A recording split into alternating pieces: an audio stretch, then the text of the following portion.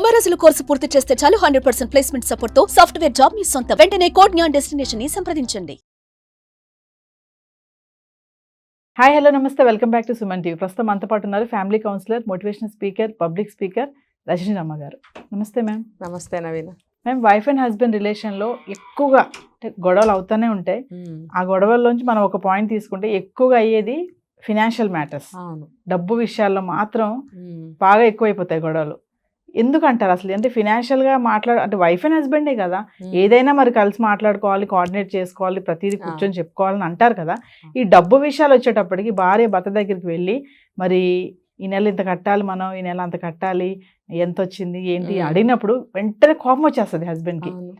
నీకెందుకు financial matters చేసుకుందాంలే ఇలాగే. అదే హస్బెండ్ వైఫ్ దగ్గరికి వచ్చినప్పుడు అడిగినప్పుడు కూడా, అంటే ఇద్దరు జాబ్ చేసే ఉన్న క్రమంలో ఎందుకంటే ఫినాన్షియల్గా వచ్చిన మాటల్లో ఎందుకు ఇద్దరు గొడవలు అవుతుంటాయంటే, అంటే రెండు పక్కల చెప్పుకోవాలండి మనం. ఒక్క ఆడవాళ్ళ వల్లే కాదు, మగవాళ్ళ వల్లే కాదు.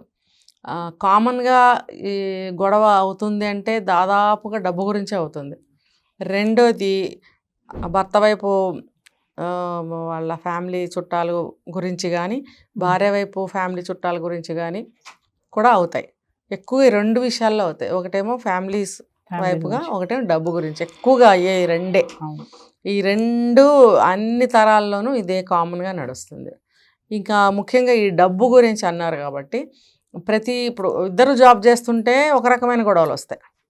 ఆవిడ హౌస్ వైఫ్ అనుకోండి, ఇంకో రకంగా వస్తుంది. ఇప్పుడు ముందు హౌస్ వైఫ్స్ గురించి మాట్లాడుకుందాం. ఇప్పుడు హౌస్ వైఫ్స్ ఉన్నప్పుడు డబ్బు గురించి వచ్చే గొడవలు చాలా ఇదిగా ఉంటాయి. ఇద్దరు సంపాదించేటప్పుడు కొంచెం అంత ఎలా అంటే కొంచెం స్టైల్గా, కొంచెం క్లాస్గా, కొంచెం నైస్గా, అలా ఛాలెంజింగ్గా ఉంటాయి. కొంచెం శృతి మించితే ఇవి కూడా పచ్చిగా అయిపోతాయి, అలా అనమాట. ఇప్పుడు భార్య జాబ్ చేయలేదనుకోండి, ప్రతిదీ ఆయన మీద డిపెండ్ అవ్వాలి. ఇది ఎక్కువగా ఒక జనరేషన్ బ్యాక్లో చూస్తాం దీన్ని కదా. మనం చెప్పుకున్నాం కదా 50-60 అని. అప్పుడు వాళ్ళ మధ్యన అయ్యే డబ్బు గొడవలు అబ్బో విపరీతంగా అవుతాయి. ఏంటంటే ఆవిడ ఏది కావాలన్నా దేహీ అని అడుక్కోవాలి. నువ్వు రూపాయి కావాలని అడగాలి, 100 రూపాయలు కావాలని అడగాలి, బంగారం కావాలన్నా అడుక్కోవాల్సిందే. నేనేం చెప్తానంటే, ఒక ఏజ్ వచ్చిన తర్వాత, ఇప్పుడు నీకు 60 వస్తే ఆమెకి కొంచెం చిన్నదనుకోండి, కొంచెం అటు ఇటుగా ఆమె నీ వయసుకే రీచ్ అవుతూ ఉంటుంది. అప్పుడు గౌరవం అనేది ఇచ్చిపుచ్చుకోవాలి. అభిప్రాయాలు ఒకళ్ళు గౌరవించుకోవాలి. ఇది ప్రతిసారి చెప్పేదే. పర్టికులర్గా ఇక్కడ ఎందుకు చెప్తున్నానంటే, ఆ ఏజ్ వచ్చినప్పుడు కూడా నువ్వు ఏదో 30 సంవత్సరాల క్రితం పెళ్లి చేసుకున్నావు, అప్పుడు ట్రీట్ చేసినట్టే ఇప్పుడు కూడా ట్రీట్ చేస్తే, ఆమె వయసు అనే దానికి కూడా ఒక మనసును నేను పెడుతున్నా. ఆ వయసుకున్న మనసు యొక్క ఆత్మాభిమానం తీవ్రంగా దెబ్బతింటుంది. మనిషిని పక్కన పెడదాం, ఆ వయసు యొక్క మనసు యొక్క ఆత్మాభిమానం తీవ్రంగా దెబ్బతింటుంది. ఏంటంటే ఎంత వయసు వచ్చినా సిల్లీగా చూస్తారు, సిల్లీగా మాట్లాడతారు, ఏదంటే తీసి పారేస్తారు. ఎందుకు ఆ వయసుకి కాస్తంత గౌరవం ఎందుకు ఎవరు? నీతో పాటే జీవితం నడిచింది, నీతో పాటే పెద్దదయ్యింది, నువ్వొక్కడవే పెద్దవాడు అయ్యావా, తనవలేదా? నువ్వొక్కడవే కష్టపడ్డావా, తను కష్టపడలేదా?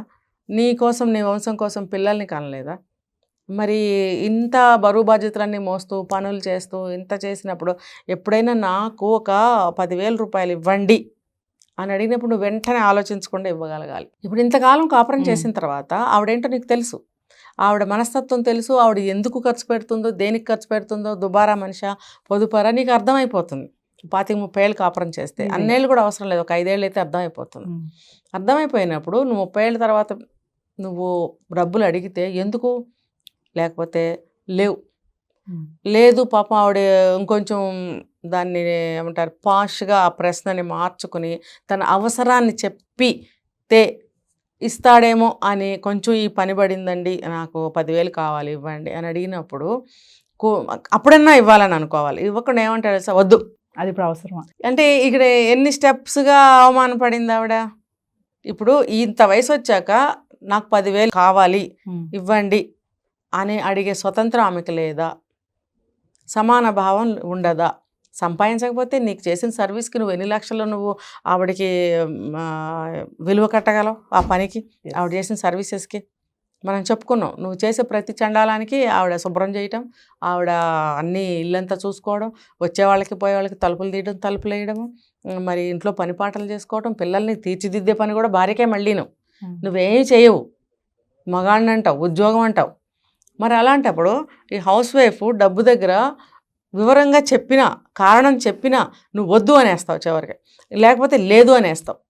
అంటే నువ్వు బెగ్గర ఆవిడ ఏమన్నా లేదు అంటే వెళ్ళిపోవడానికి, చేయి ఖాళీ లేదమ్మా, ఇప్పుడు ఇంట్లో ఏమి లేవమ్మా, వెళ్ళరా పైకి వెళ్ళరా అంటానికి ఈవిడ ఏమన్నా బెగ్గర? ఆ వయసు వచ్చిన తర్వాత నువ్వు 10,000 కావాలి ఇవ్వండి అని అన్నప్పుడు, ఫలానా పని పడింది ఇవ్వండి, అట్లీస్ట్ అప్పుడైనా నువ్వు రెండో స్టెప్లోనైనా సరే చెప్పింది కదా రీజన్, అప్పుడైనా ఇద్దామని నువ్వు అనుకోనప్పుడు నీ మనస్తత్వం ఏంటి? ఆవిడని ఏమనుకుంటున్నావు? అది అక్కడ అవమానమే కదా ఆవిడకి. కాబట్టి మూడో స్టెప్లో ఆవిడ ఏం చేస్తుందో సార్, తిరగబడుతుంది. నేనేమో మంచి పనికి అడిగాను కదా, ఎందుకు ఇట్లా నేను అడుక్కోవాలా, అడగగానే ఇస్తే ఏం పోయింది అని అన్నప్పుడు నువ్వు ఆవిడ వయసుకి గౌరవం ఇచ్చి నిజంగా లేకపోతే సంజాయించి చెప్పు, కాదా ఇప్పుడు 2 రోజులు టైం ఇవ్వు, నా దగ్గర లేవు చూసిస్తాను, లేకపోతే అంత లేదు ఇదిగో ఇంత తీసుకో, ఏదో ఒకటి నువ్వు ఒక ఇది చేసుకో అక్కడ అడ్జస్ట్మెంట్. ఏమీ లేకుండా వద్దు లేదు నీకెందుకు నువ్వేం చేస్తావు, రీజన్ చెప్పింది కదా, ఫలానా దగ్గర కట్టాలనో ఇవ్వాలనో ఏదో అందనుకోండి, వాడు నిన్ను మోసం చేస్తున్నాడు, వద్దు అది తీసేయి, ఇవ్వకో కట్టకో, బోడి సలహా ఒకటి మళ్ళీ లాస్ట్లో. అంటే నువ్వు ఇన్ని స్టెప్పులుగా ఇన్ని రకాలుగా ఆవిడ కోరికని నువ్వు కట్ చేస్తూ వస్తున్నావు. అప్పుడు ఆవిడ ఏం చేస్తుంది, తిరగబడి గొడవ చేస్తుంది. గొడవేగా మరి అక్కడ ఇప్పుడు డబ్బు దగ్గర గొడవలు వస్తున్నాయని మీద మనం మాట్లాడుకుంటున్నాం. గొడవ ఎందుకు వస్తుంది? అక్కడ అలాగే వస్తాయండి, ఖచ్చితంగా ఇదే లైన్లో వస్తాయి గొడవలు. ఫినాన్షియల్ మ్యాటర్స్ అండ్ ఫినాన్షియల్గా ఏదైనా సలహా ఇచ్చినా కూడా ఒప్పుకోరు. ఇంటి అవసరాలకే డబ్బు అడిగింది అనుకోండి, అయినా ఒప్పుకోడు. ఇప్పుడు పద, కూరగాయలు కావాలంటే కూరగాయలు, సరుకులు కావాలంటే సరుకులు నేను ఇప్పిస్తాను పద, లేకపోతే అంతవరకే ఇస్తాడు డబ్బులు. ఇంటికి ఎలా సరిపోతాయి? లేకపోతే ఎక్స్ట్రాగా ఏదన్నా ఉంటుంది, దానికి ఎలా సరిపోతాయి? అడిగితే నువ్వు ఇన్ని రకాలుగా మాట్లాడతావు. ఇన్ని రకాలుగా మాట్లాడినప్పుడు ఆవిడ ఏ రకంగా నిన్ను ఒప్పించి నీ దగ్గర డబ్బు తీసుకోగలదు? సో ఈజ్ ఈక్వల్ టు గొడవ. గొడవ పడిన తర్వాత కూడా అదేం సొల్యూషన్ రాదు. ఎందుకంటే ఈవిడ ఇలా అవమానిస్తాడా, అడిగితే ఇవ్వలేదేంటి అని బాధతోటి అరుస్తూ ఉంటుంది. వాడేంటి అసలు నీకెందుకు ఇవ్వాలి, ఏమైనా పో అన్న పద్ధతిలో వాడు గొడవ పడుతుంటాడు. ఇది ఎప్పటికీ తెగదు, ఇది ఒక రకం గొడవ. ఇంక ఇద్దరు జాబులు చేసేటప్పుడు ఇద్దరిది సమానమే సంపాదన, ఎక్కువ తక్కువ ఉంటే ఉండొచ్చు శాలరీ. అప్పుడు అలాంటప్పుడు ఒకళ్ళు ఈఎంఐలు ఏదైనా ఇల్లు తీసుకుని ఉండొచ్చు, ఈఎంఐ ఒకళ్ళు కడుతుండొచ్చు, ఇంకొకటి ఏదైనా సైట్ తీసుకోవచ్చు, దానికి ఈఎంఐ ఒకళ్ళు కడుతూ ఉండొచ్చు, లేకపోతే ఎప్పుడైనా ఎవరో ఒకళ్ళ దగ్గర డబ్బు తక్కువ పడవచ్చు. అలాంటప్పుడు అడ్జస్ట్మెంట్ చేసుకోకుండా ఏం చేస్తారో తెలుసా, నేను దానికి ఒప్పుకున్నాను కదా, నేను దానికి కడుతున్నాను కదా, ఇది నువ్వు కదా ఒప్పుకున్నావు, నువ్వు కట్టాలి కదా, నన్ను ఎందుకు డబ్బులు అడుగుతున్నావు, వచ్చేస్తుంది అక్కడ గొడవ. హోటల్కి వెళ్తే కూడా చూడండి, పెళ్ళాం పే చేస్తుందేమోనని భర్త చూస్తాడు, భర్త పే చేస్తాడేమోనని చెప్పి ఈవిడ చూస్తుంది.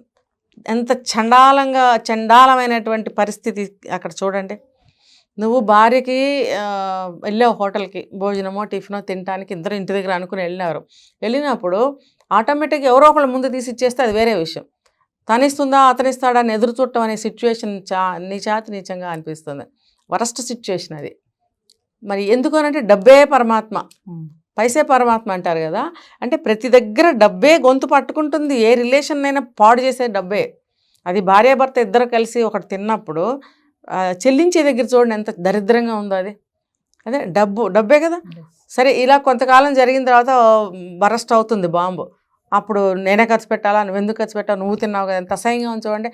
భార్య తిందని భర్తని, భర్త తిన్నాడని భార్య, ఎలా ఉంది మాటలే, బాగున్నాయా? అవి ఎంత అసహ్యంగా లేదా?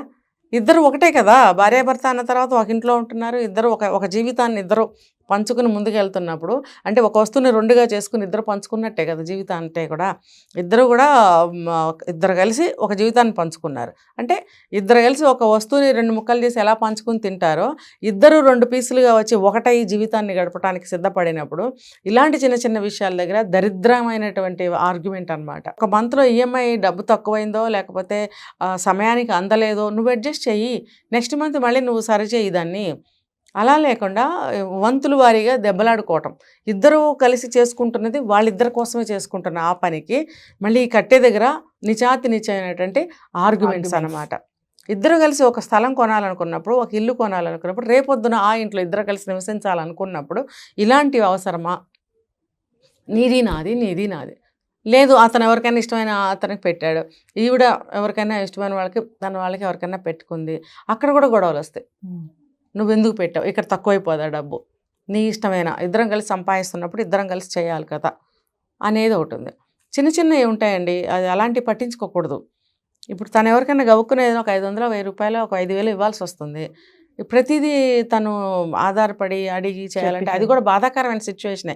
లేదు పోనీ నీకు నిజాయితీ ఉంటే అది అయిపోయిన తర్వాత నేను ఇలా ఇవ్వాల్సి వచ్చింది, సో నాకు ఈ మంత్లో 10,000 20,000 ఎంతో తక్కువ పడింది అని రీజన్ చెప్పి ఇద్దరు కూడా క్లాస్గా మాట్లాడుకున్నారనుకోండి, డీసెంట్గా బాగుంటుంది. ఇద్దరు అని చెప్పాను చూడండి, ఇద్దరు డీసెంట్గా మాట్లాడుకోవాలి. లేదా అక్కడ కూడా మళ్ళీ గొడవ. పెద్ద తేడా ఏముంది, వాళ్ళు దానికి కొట్టుకుంటే వీళ్ళు దీనికి కొట్టుకుంటారు. ఈ డబ్బు దగ్గర ఎక్కువగా వస్తుందండి గొడవలు. మీరు డబ్బు గురించి అడిగారు కాబట్టి చెప్తున్నాను. చాలా వరకు కదా మేడం, మీరు అన్నట్టుగానే మనీ విషయంలోనే, మామూలు చిన్న చిన్న విషయంలో అయితే వేరే, కానీ డబ్బుల విషయంలో షేర్ చేసుకుందామన్నా కూడా ఫినాన్షియల్ మ్యాటర్స్లో హస్బెండ్తో వైఫ్ కూర్చొని ఇలా చేస్తే బాగుంటుంది, ఇలా చేస్తే బాగుంటుంది అంటే కూడా హస్బెండ్ వినరు. ఒక్కొక్కసారి ఫినాన్షియల్గా ఎందుకు నీకు అవసరమా అనేది కూడా వస్తుంది. ఈ డబ్బు అనేది అన్నిటికీ కూడా మూలమే. ఒకళ్ళు ఉన్నారండి కొంతమంది, ఇద్దరు సంపాదించింది ఇద్దరు కలిపేస్తారు, ఒక అకౌంట్లో పడేస్తారు. అంటే ఫర్ ఎగ్జాంపుల్ ఈఎంఐలు కానీ ఇంకోటి ఉంటే అవన్నీ తీర్చేసిన తర్వాత మిగిలిన ఇద్దరు మనీ ఉంటుంది కదా, ఒక దాంట్లోనే వేస్తారు. ఇద్దరు కూడా అనుకుంటారనమాట, ఇది దీనికి ఇది దీనికి ఇది దీనికి, ఇద్దరు కలిపి అనుకుని ఇద్దరు కలిసి తీసి వాడటం అనేది, ఎవరెంత తీశారనేది ఇద్దరికి తెలియటము. ఇతను వీళ్ళ వైపు వాళ్ళకి ఖర్చు పెట్టినా, ఆమె వాళ్ళ వైపు ఖర్చు పెట్టినా ఇందులో నుంచి తీసి ఖర్చు పెడతారు కాబట్టి ఇద్దరికి ఎవరెవరు ఖర్చు పెట్టారనేది ఇద్దరికీ తెలుస్తుంది. సరే, ఒక మ్యూచువల్ అండర్స్టాండింగ్ పోనీ అలా వెళ్ళండి. కానీ ఇక్కడ కూడా గొడవలు తనులాట్లు అయినాయి అనుకోండి, నీ వాళ్ళకి ఎందుకు పెట్టాలి, నా వాళ్ళకి ఎందుకు పెట్టాలంటే ఇంకా మీరు చేసుకున్న అగ్రిమెంట్కి వాల్యూయే లేదు. ఒకవేళ మీరు అగ్రిమెంట్ చేసుకున్నప్పుడు దీని ప్రకారం వెళ్ళండి. Thank you. సుమన్ టీవీలో మీ పర్సనల్ అండ్ బిజినెస్ ప్రమోషన్స్ కోసం కింది నెంబర్కి కాంటాక్ట్ చేయండి.